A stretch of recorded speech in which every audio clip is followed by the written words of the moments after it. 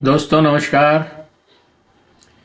मैं हिम्मत सेठ एक बार फिर आपके सामने उपस्थित हूँ एक नए विषय को बातचीत करने के लिए। दोस्तों आज हम साहित्य की बात करेंगे और साहित्य में भी जायल में भी 2 दिन की कॉन्फ्रेंस हुई। Rajasthan association for Rajasthan studies in association English. For studies. English studies की। उसमें प्रदेश की मंत्री मैडम बागमार भी आई थी और हमारे हेमेंद्र जी जो है उसके कर्ता धर्ता हैं, तो वो ही अपनी रिपोर्ट पेश करेंगे। हेमेंद्र चंडालिया मेरे साथ बैठे हैं।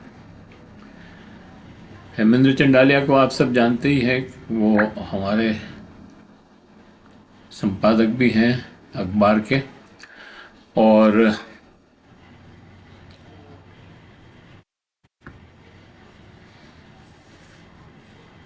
अंग्रेजी पढ़ाते थे जनार्दन राय नागर विश्वविद्यालय में। कुछ समय इन्होंने हरियाणा में भी बिताया। हरियाणा की सेंट्रल यूनिवर्सिटी में कुछ समय के लिए वाइस चांसलर भी रहे और ये पिछले 20-22 सालों से ये एसोसिएशन चला रहे हैं और इसमें देश भर के लोगों ने भाग लिया। अब वो कैसे क्या हुआ उस एसोसिएशन में, मतलब उस जायल वाली कॉन्फ्रेंस में, उसके बारे में हेमेंद्र चंडालिया बात करेंगे। हेमेंद्र जी, आपका बहुत बहुत स्वागत है हमारे इस यूट्यूब चैनल पर। बहुत ज़्यादा भूमिका न बनाते हुए कैसे ये कॉन्फ्रेंस हुई, कैसे आपका एसोसिएशन वर्क कर रहा है, किसके लिए काम कर रहा है, छोटी छोटी सी जानकारी देते हुए आप हमारे दर्शकों को बताएं कि इसका क्या महत्व है वास्तव में। तो मैं हेमेंद्र जी को दूँ उसके पहले ये अपील करना चाहता हूँ कि अगर आपने अभी तक भी हमारे YouTube चैनल महावीर समता संदेश को सब्सक्राइब न किया है तो सब्सक्राइब कर लें, बेल आइकन दबाना न भूलें और अगर आपको वीडियो अच्छे लग रहे हैं तो लाइक करें, फॉरवर्ड करें, अपने दूसरे सोशल ग्रुप्स में भी भेजें और उनसे भी अपील करें कि भाई हमारे इस महावीर समता संदेश YouTube चैनल को सब्सक्राइब करें, क्योंकि इस YouTube चैनल पर गंभीर चर्चाएं होती है, हंसी ठट्ठा या मजाक की बातें नहीं होती हैं। तो हेमेंद्र जी, आपका बहुत बहुत स्वागत है फिर से एक बार, और आपसे निवेदन है कि आप अपने एसोसिएशन के बारे में, अपने कॉन्फ्रेंस के बारे में बताएं। धन्यवाद सेठ साहब। नमस्कार मित्रों। आज हम लोग बात करने वाले हैं प्रदेश में पिछले 22 वर्षों से सक्रिय एक ऐसे संगठन के बारे में जो लगातार देश भर के अंग्रेजी साहित्य और भाषा के विद्वानों का एक मंच बन चुका है और इसमें विभिन्न गतिविधियों का आयोजन साल भर होता रहता है। साथ ही अंग्रेजी साहित्य के अध्ययन, अध्यापन और शोध को कैसे आगे बढ़ाया जाए, विद्यार्थियों की कैसे मदद की जाए और जो शिक्षक साथी हैं उन्हें एक मंच ऐसा प्रदान किया जाए जिस पर वो मिल करके आपस में अपने विषय के बारे में, नवीन जो शोध हो रही है उस पर भी चर्चा कर सके। तो आज ये अवसर मुझे मिला है कि मैं इस संगठन के बारे में आपसे बात करूं और हाल में नागौर के पास, नागौर जिले की जायल तहसील में जो 2 दिवसीय कॉन्फ्रेंस हुई है उसके बारे में भी एक संक्षिप्त जानकारी मैं आपको दूं। तो साथियों, ये संगठन सन 2003 में उदयपुर में बना। उस समय जनार्दन राय नागर राजस्थान विद्यापीठ विश्वविद्यालय के अंग्रेजी विभाग में यूजीसी का एक रिफ्रेशर कोर्स आयोजित हुआ था और मैं ही उस कोर्स का कोर्स कोऑर्डिनेटर था। लगभग 42 शिक्षक पूरे प्रदेश के अलग अलग महाविद्यालयों से, विश्वविद्यालयों से उस पाठ्यक्रम में शिरकत कर रहे थे।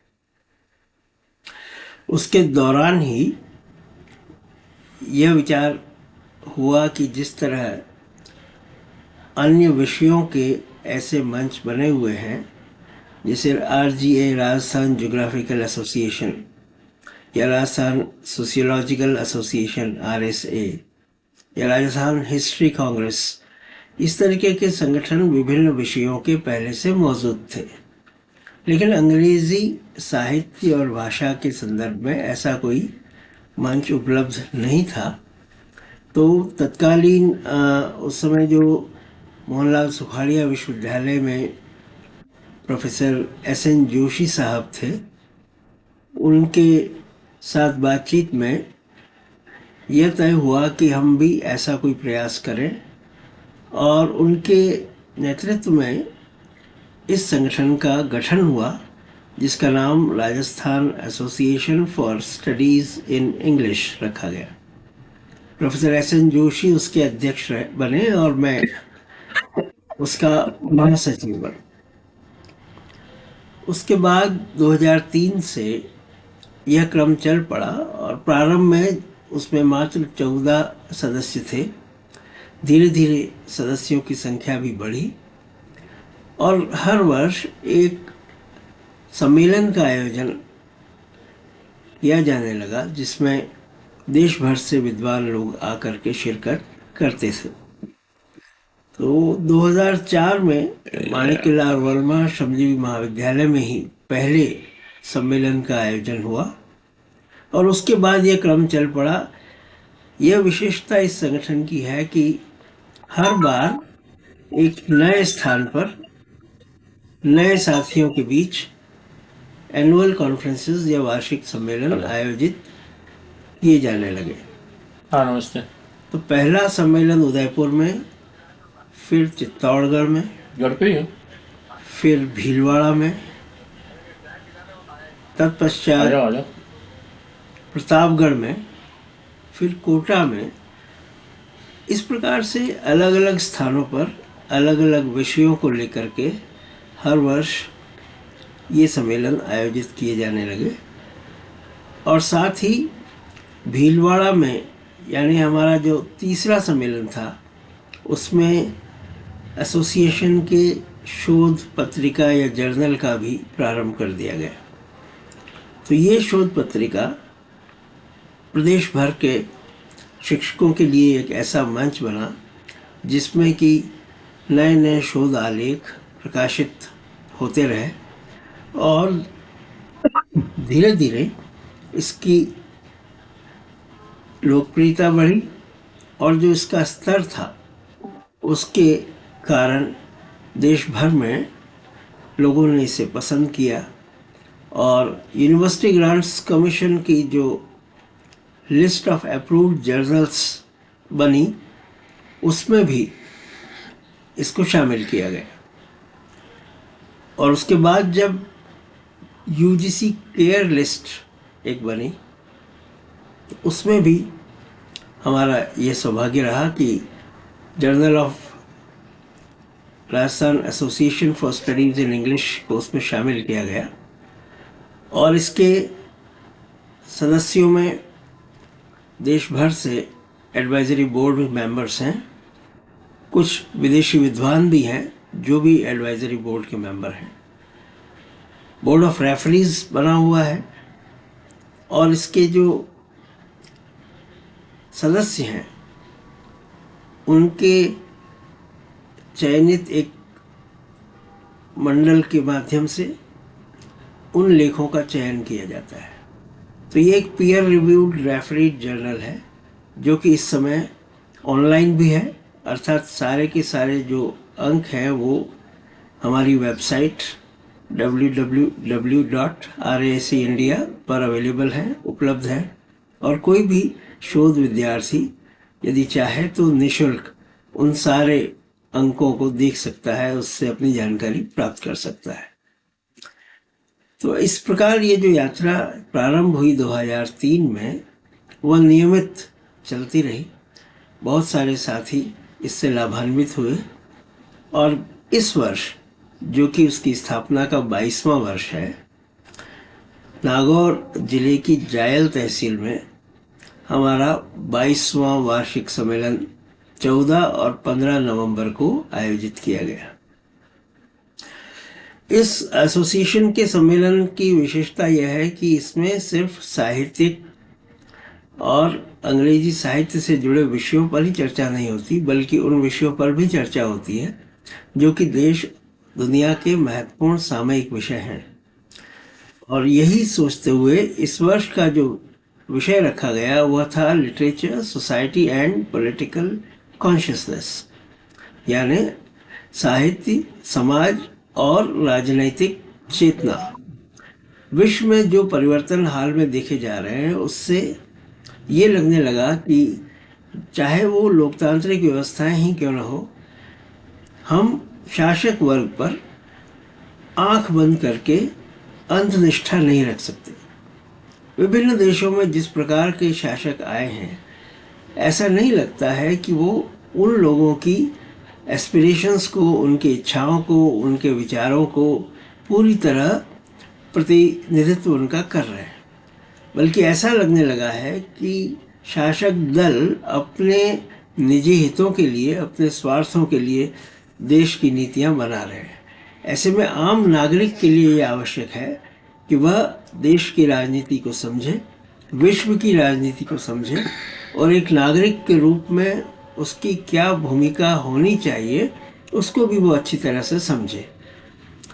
ये बात खास तौर से चिन्हित की गई कि साहित्य की जो भूमिका है वो मात्र मनोरंजन की भूमिका नहीं है, वो लोगों को चेतन करने, जागृत करने की भी भूमिका है।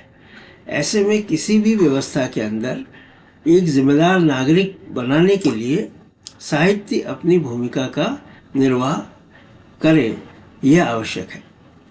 हम देखते हैं कि जो अंग्रेजी साहित्य है या भारत का भी विभिन्न भाषाओं का साहित्य है, उसकी अपनी एक महत्वपूर्ण भूमिका रही है देश के लोगों के विचारों को प्रतिबिंबित करने की। मध्यकाल में जो भक्ति आंदोलन भारत में रहा या आज़ादी के संघर्ष के समय जो साहित्य रचा गया, उस सारे साहित्य ने अपने समय के सवालों को बहुत ही शिद्दत के साथ उठाने का काम किया है। इसी तरह द्वितीय विश्व युद्ध के बाद, प्रथम विश्व युद्ध के बाद यूरोप में भी जो साहित्य रचा गया, उन्होंने युद्ध की विभीषिका के बारे में विस्तार से लिखा और जो एक लोमहर्षक अंत युद्धों का होता है उसके बारे में भी रचनाओं का निर्माण हुआ।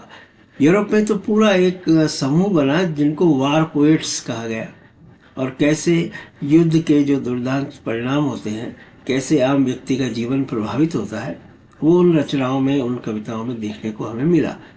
अमेरिका के एक बड़े उपन्यासकार अर्नेस्ट हेमिंगवे ने अनेक उपन्यास लिखे, farewell to arms, for whom the bell tolls, जिनमें युद्ध की विभीषिका का वर्णन देखने को मिलता है।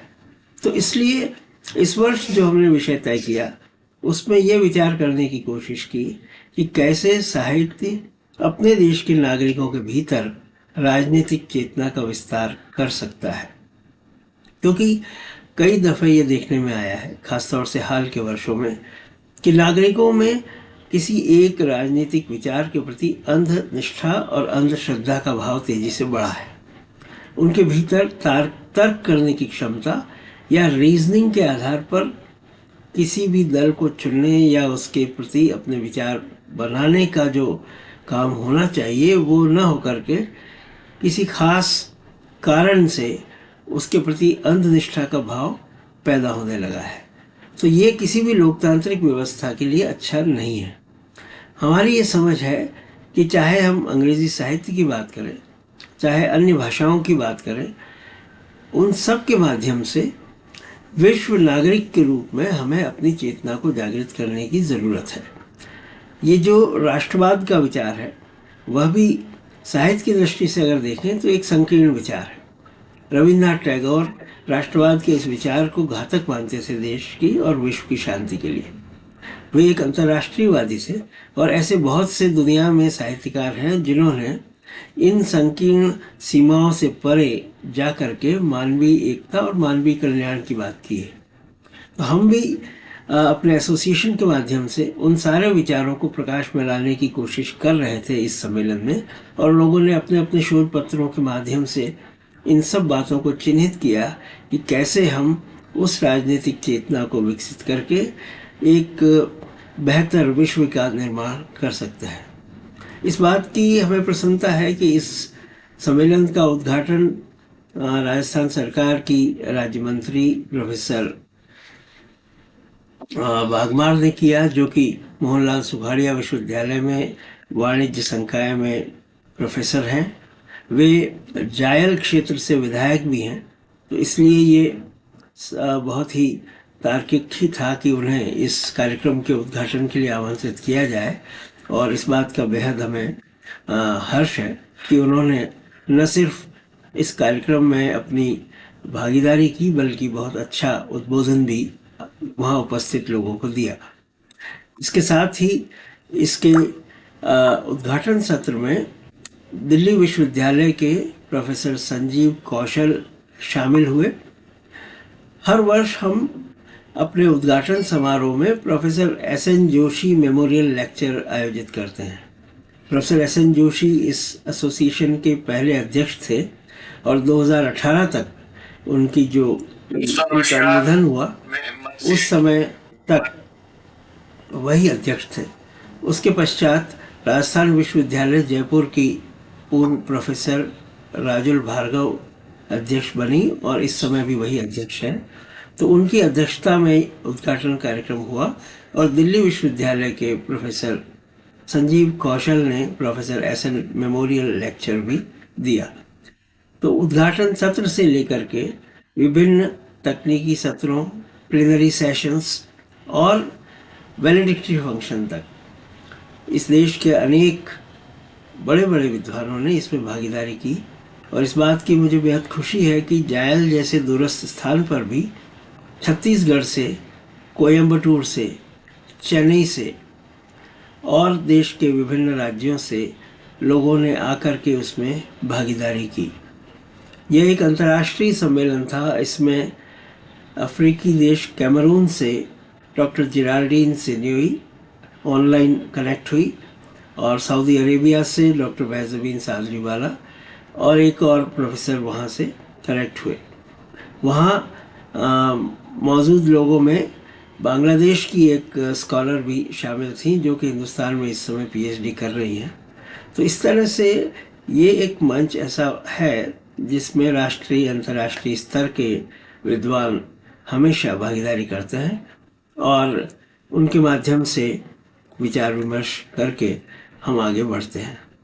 अंत में एक बात कह करके मैं अपनी बात समाप्त करूंगा कि इसी वर्ष यानी पिछले वर्ष गुजरात में हमारा सम्मेलन हुआ था और तब हमने विद्यार्थियों के लिए Rajasthan association for studies in English का एक अलग संगठन बनाने की बात की घोषणा की थी।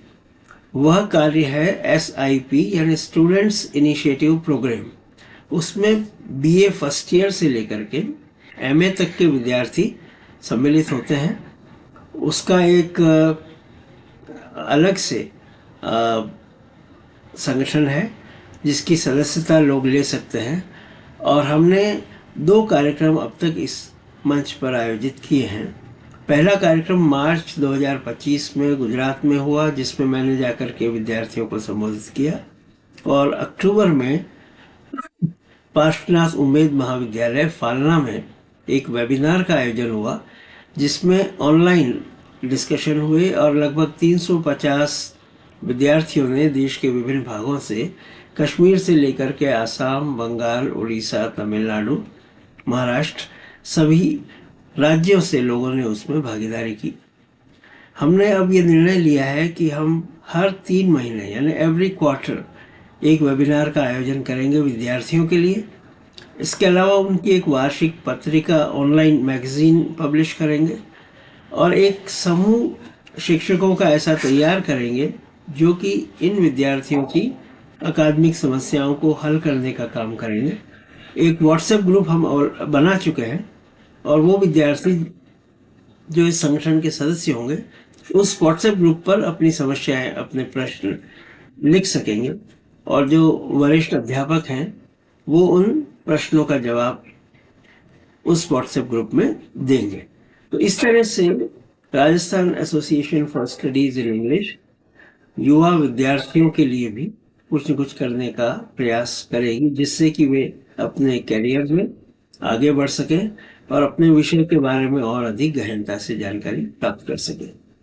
तो ये छोटी सी जानकारी इस संगठन के बारे में आज आपके बीच साझा करते हुए मुझे हर्ष है कि हम 22वां वर्ष इस वर्ष पूरा कर चुके, और 22 वर्ष में 22 कॉन्फ्रेंसेस अलग अलग स्थानों पर हमने की, और हमारा जो जर्नल है उसके स्पेशल एडिशंस मिला करके अब तक हम 25 अंक प्रकाशित कर चुके हैं। तो जो साथी इस बातचीत को सुन रहे हैं और अंग्रेजी साहित्य में रुचि रखते हैं, उन सभी का स्वागत है इस संगठन से जुड़ने के लिए। और जो हम शोध पत्रिका प्रकाशित कर रहे हैं, जर्नल प्रकाशित कर रहे हैं, उसमें योगदान देने के लिए भी देश भर में कहीं से भी कोई भी व्यक्ति, ज़रूरी नहीं कि कोई अंग्रेजी का अध्यापक ही हो या विद्यार्थी ही हो, जो भी व्यक्ति अंग्रेजी साहित्य में रुचि रखता है वो इस संगठन का सदस्य बन सकता है। हमारी वेबसाइट है www.raicindia.com, वहाँ पर सारी सूचनाएं उपलब्ध हैं। आप सभी लोग उस वेबसाइट को देखें और इस संगठन को अगर आपको अच्छा लगता है तो ज्वाइन करें। हम बहुत ईमानदारी के साथ और कमिटमेंट के साथ देश के शिक्षकों और विद्यार्थियों के लिए इस अभियान को चलाए हुए हैं। बहुत बहुत धन्यवाद। बहुत बहुत धन्यवाद चंडाला जी, आपको भी। आपने हमारे दर्शकों को सारी जानकारी दी, और अच्छी जानकारी है, लोगों के समझ में आई होगी, और ये वीडियो भी पसंद आया होगा। पसंद आया हो तो लाइक करें, फॉरवर्ड करें, और लोगों को भी भेजें।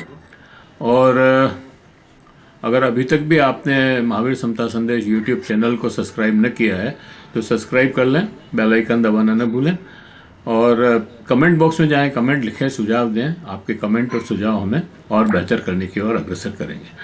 तो इस वीडियो को हम यहीं समाप्त करते हैं, फिर मिलते हैं किसी और वीडियो के साथ। धन्यवाद। धन्यवाद सर।